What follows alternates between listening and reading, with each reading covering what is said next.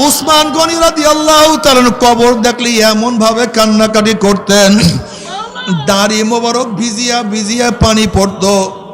সাথীরা প্রশ্ন, হযরত আপনি কবর দেখলে এত বেশি কেন কান্নাকাটি করেন?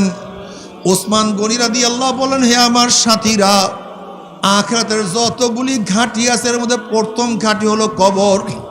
এই কবর যার সাথে ভালো ব্যবহার করবে, আশা করা যায় পরবর্তী ঘাঁটিগুলিতে তার সাথে ভালোই ব্যবহার হবে।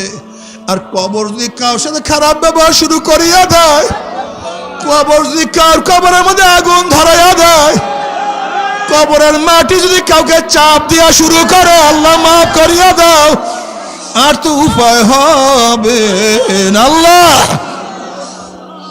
আল্লাহ তুই আমাদের সবাইকে মাফ করিয়া দাও, আমাদের সবাইকে ক্ষমা করিয়া দাও।